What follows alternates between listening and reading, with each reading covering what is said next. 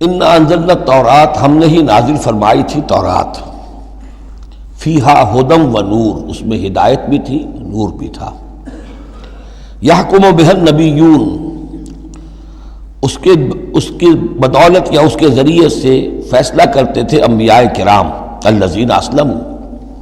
ظاہر بات ہے وہ تمام جو انبیاء کرام تھے وہ خود بھی اللہ کے فرما بردار تھے، للذین ہادو،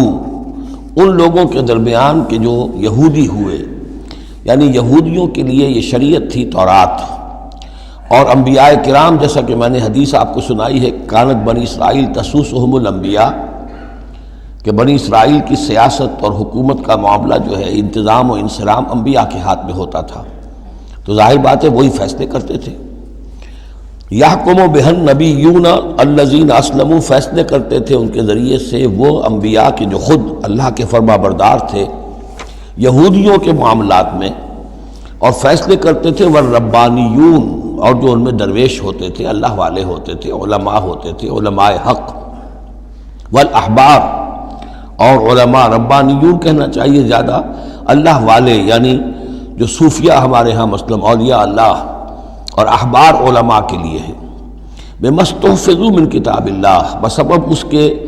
کہ ان کو نگران بنایا گیا تھا، ان سے حفاظت طلب کی گئی تھی اللہ کی کتاب کی، یعنی اللہ کی کتاب کی حفاظت کا ذمہ دار بنایا گیا تھا علماء کو کہ تمہیں اس کی حفاظت کرنی ہے، وَكَانُوا عَلَيْهِ شُهَدَاءَ، اور وہ اس پر گواہ تھے،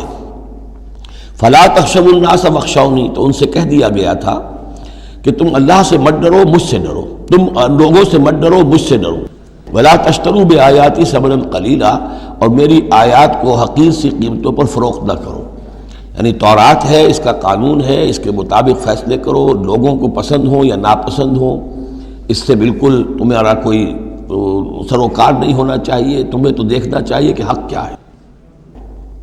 اب آ رہی ہے وہ کانٹے والی بات، وَمَن لَّمْ يَحْكُم بِمَا أَنزَلَ اللَّهُ فَأُولَٰئِكَ هُمُ الْكَافِرُونَ، اور جو اللہ کی اتاری ہوئی شریعت اور قواعد و ضوابط کے مطابق فیصلے نہیں کرتے وہی تو کافر ہیں۔ بتوں سے تجھ کو امید ہے، خدا سے نو امیدی، مجھے بتا تو صحیح اور کافری کیا ہے۔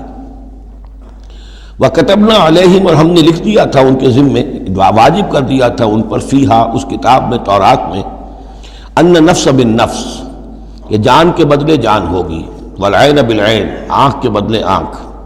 والانف بالانف، ناک کے بدلے ناک، والاذن بالاذن، کان کے بدلے کان،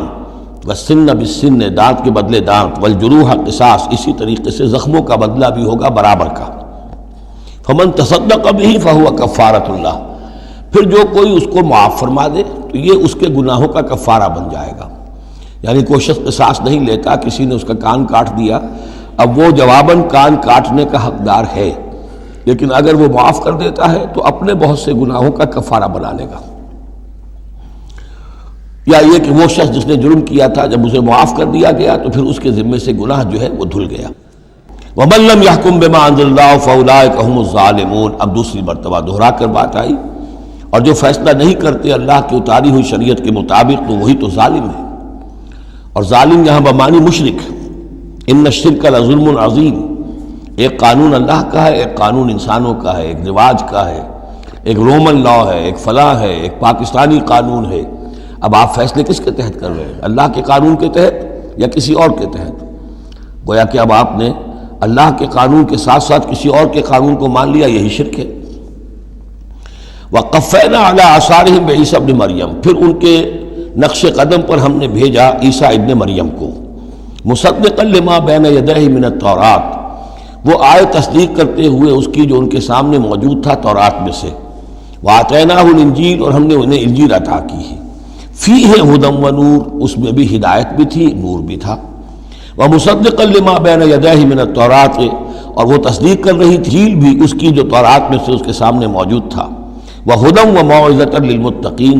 اور وہ ہدایت تھی، رہنمائی تھی، اور موعظہ تھی، نصیحت تھی تقوی والوں کے لیے۔ وَلْيَحْكُمْ أَهْلُ الْإِنجِيلِ بِمَا أَنزَلَ اللَّهُ فِيهِ، اور چاہیے کہ انجیل کے ماننے والے فیصلہ کریں اسی کے مطابق جو انجیل میں ہے۔ وَمَن لَّمْ يَحْكُم بِمَا أَنزَلَ اللَّهُ فَأُولَٰئِكَ هُمُ الْفَاسِقُونَ، اور جو لوگ نہیں فیصلے کرتے اللہ کے اتارے ہوئے احکام اور قوانین اور شرائع کے مطابق تو وہی تو فاسق ہیں۔ وہی تو سرکش ہیں، وہی تو ناہنجار ہیں۔ اب یہ ایک رکوع میں 3 مرتبہ دہرا کر یہ الفاظ آئے، وَمَن لَّمْ يَحْكُم بِمَا أَنزَلَ اللَّهُ فَأُولَٰئِكَ هُمُ الْكَافِرُونَ وَمَن لَّمْ يَحْكُم بِمَا أَنزَلَ اللَّهُ فَأُولَٰئِكَ هُمُ الظَّالِمُونَ وَمَن لَّمْ يَحْكُم بِمَا أَنزَلَ اللَّهُ فَأُولَٰئِكَ هُمُ الْفَاسِقُونَ۔ اب اس کو سامنے رکھیے، اور دنیا میں جو مسلمان ممالک ہیں، کتنے مسلمان ہیں جن میں کہ اسلام کا پورا نظام قائم ہو؟ کتنے ملک ہیں؟ کہاں ہے کہ جہاں اسلام کی شریعت اور قرآن کی شریعت نافذ ہو؟ تو گویا کہ ہم اگرچہ انفرادی اعتبار سے مسلمان ہیں، لیکن نظام جو ہے ہمارا وہ کافرانہ ہے۔ اب تیسرے نمبر پر وَأَنزَلْنَا إِلَيْكَ الْكِتَابَ بِالْحَقِّ مُصَدِّقًا لِمَا بَيْنَ يَدَيْهِ، اور اب اے نبی صلی اللہ علیہ وسلم ہم نے آپ پر کتاب نازل فرمائی حق کے ساتھ، یہ بھی تصدیق کرتے ہوئے آئی ہے ان دونوں کی جو اس کے سامنے موجود ہیں۔ من الکتاب، کتاب میں سے، وَمُهَيْمِنًا عَلَيْهِ، اب البتہ یہ ان کی نگران بن کر آئی ہے، یعنی یہ کہ ان کے اندر جو تحریفیں ہو گئی تھیں اب ان کی تصحیح اس کے ذریعے سے ہو رہی ہے، یہ بتائے گی، اور یہ گویا کہ اب وہ کسوٹی ہے کہ اس پر پرکھا جائے گا۔ تورات کی کوئی شے اس کے خلاف ہے تو گویا کہ وہ محرف شے ہے۔ فَحْكُم بَيْنَهُم بِمَا أَنزَلَ اللَّهُ، تو اب آپ کا فرض بھی ان کے درمیان فیصلہ کیجئے اسی شریعت کے مطابق، قانون کے مطابق جو اللہ نے نازل فرمائی۔ وَلَا تَتَّبِعْ أَهْوَاءَهُمْ عَمَّا جَاءَكَ مِنَ الْحَقِّ، اور ان کی خواہشات کی پیروی کرتے ہوئے جو اللہ تعالیٰ کی جانب سے حق آپ کے پاس آیا ہے اس سے منحرف نہ ہو، مت پیروی کیجئے ان کی خواہشات کی، اور ان کی خواہشات کی پیروی کرتے ہوئے اما یعنی انما چھوڑ کر اس کو کہ جو حق آیا ہے آپ کے پاس۔ لِكُلٍّ جَعَلْنَا مِنْكُمْ شِرْعَةً وَمِنْهَاجًا، تم سب کے لیے ہم نے ایک شریعت، ایک دستور اور ایک طریقہ کار جو ہے وہ طے کر دیا۔